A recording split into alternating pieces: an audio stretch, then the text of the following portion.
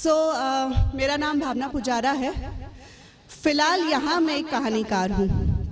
मानती हूँ कि कहानियाँ पहले जी जाती हैं फिर बोली जाती हैं। तो ऐसे ही एक छोटी सी कहानी जो मैंने जी है वो मैं आपके साथ साझा करने जा रही हूँ। 7 बजे का अलार्म बजा था, रोज की तरह। पर आज रोज की तरह अलार्म बंद करके मैं अगले 15 मिनट के लिए सोई नहीं। आज 7 बजे से पहले ही मैं उठ चुकी थी और अलार्म बजने का वेट कर रही थी। आज मैं थोड़ी सी एक्साइटेड थी क्योंकि आज मेरी लंच डेट थी मेरे पहले प्यार के साथ। मैं चाहती थी कि मैं उसके लिए बहुत तैयारियां करूं। जिनसे मैं प्यार करती हूं वो बाहर का खाना पसंद नहीं करते। उन्हें घर का मेरे हाथ का खाना बना हुआ बहुत पसंद है। तो मैंने सोच लिया था कि मैं आज उन्हें लंच डेट पर बाहर नहीं ले जाऊंगी, मैं खुद उनके लिए खाना बनाऊंगी। तैयार होकर मैं किचन में आ गई और उनका फेवरेट मेन्यू मैं बना रही थी। चने और लौकी की दाल, गिलकी की प्याज वाली सब्जी, चावल थोड़े से नरम बने हुए और बिना घी की रोटी, हाँ बिना दूध की मीठी सिवैयां और सैलेड। मैं सुबह से ही तैयारियों में लगी थी। मैंने मेरे स्टाफ को आज किचन से छुट्टी दे दी थी और ये डेट थी मेरे पापा के साथ। खाने की खुशबू जैसे जैसे बाहर जा रही थी वैसे वैसे ही मेरे बचपन की यादें मेरे अंदर, जैसे किसी ने एक मूवी चला दी हो मेरी आंखों के सामने।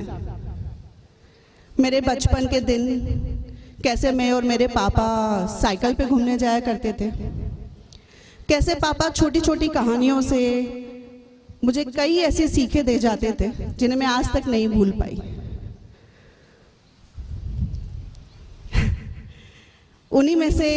उन्हीं के एक संस्कार में ये उन्होंने मुझे सिखाया है जो कहानी मैं आज यहाँ पढ़ रही हूँ।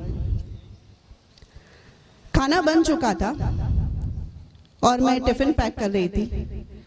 एक टिफिन मेरी कॉलोनी के चौकीदारों के लिए, एक टिफिन मेरी घर की बाइयों के लिए और एक टिफिन मेरे और मेरे पापा के लिए। खाना भरते भरते मुझे याद आ रहा था कि पापा किस तरह से मुझे छोटी छोटी चीजें सिखाया करते थे। बेटा झूठ नहीं बोलना, उस पर एक अच्छी सी एक कहानी थी जो एक लकड़हारा हमेशा बोला करता था। एक कहानी कि लालच कभी नहीं करनी चाहिए। वो परियों वाली कहानी, वो परियां जो नदी में से निकलती थी और सोने की कुल्हाड़ी, चांदी की कुल्हाड़ी लेकर आती थी। सारी कहानियां मुझे याद थी। मुझे और मेरे पापा को बचपन में एक ही दिन मिला करता था साथ गुजारने के लिए, वो था रविवार। सुबह से लेकर मैं पापा की गोद में चढ़ी रहती थी और रात तक उतरने का नाम नहीं लेती थी।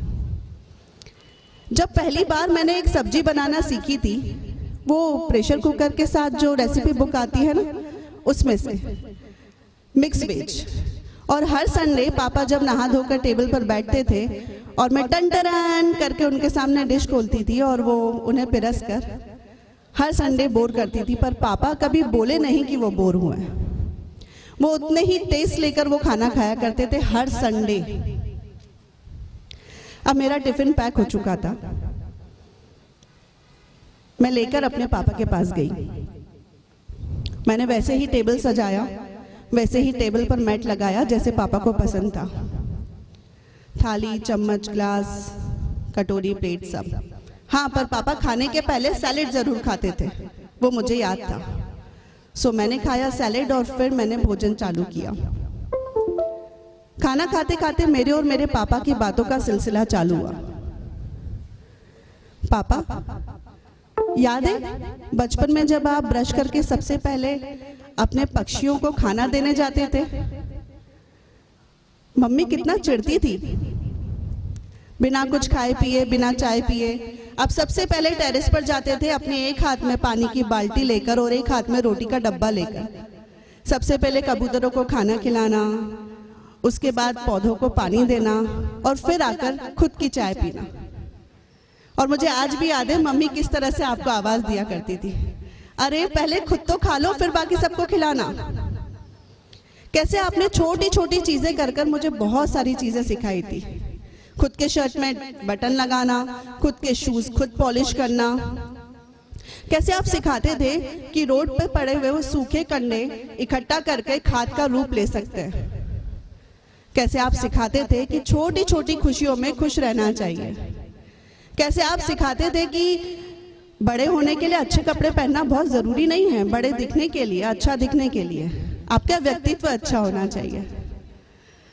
पापा, मुझे वो सारी चीजें याद है और आज अगर मैं अपने बच्चों को सिखाती भी हूं ना तो वो बिल्कुल अनसुना कर देते हैं, वैसे ही जैसे मैं आपकी बातों को अनसुना कर देती थी। वैसे ही जैसे मुझे आपकी वो बातें उस समय समझ में नहीं आती थी पर आज समझ में आती हैं।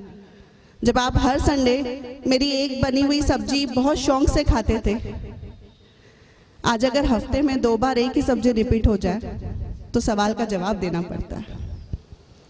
खैर पापा, आप ये बताइए खाना कैसा लगा। चलिए, हो सकता है आपको नमक ज्यादा लगा हो। पापा, आप नमक कम खाते हो ना। चलो अब सिवैया खाते हैं। सिवैया का वक्त हो गया। शायद मम्मी जैसी नहीं बनी हो पर मैंने कोशिश की है कि मैं अपना पूरा प्यार इसमें डाल सकूं आपके लिए। पापा से बातें करते वक्त मुझे वक्त का अंदाजा ही नहीं रहा। बच्चों के स्कूल से आने का वक्त हो चला था। मैंने फटाफट टिफिन पैक किया, टेबल उठाया। पापा को मोगरे की अगरबत्ती बहुत पसंद थी। उनके फोटो के आगे मैंने वो अगरबत्ती जलाई। उन्हें उनकी फेवरेट फूलों का हार चढ़ाया। आज उनकी डेथ एनिवर्सरी है और ये हर मंथ मैं उनके साथ मनाती हूँ, उनके साथ लंच करके, उनका फेवरेट खाना बनाकर। उन्हें याद करते हुए हर वक्त ये बोलती हूँ, पापा थैंक यू, जो आपने हमें आज तक सिखाया, जो आपने हमें पढ़ाया, उसने हमें एक बेहतर इंसान बनने के लिए बहुत बहुत मदद की है। मुड़ते वक्त याद आता है कि एक बात कहना तो भूल गई। हाँ पापा, I love you and I miss you a lot. Thank you. Thank you so much Bhavna ma'am. Thank you.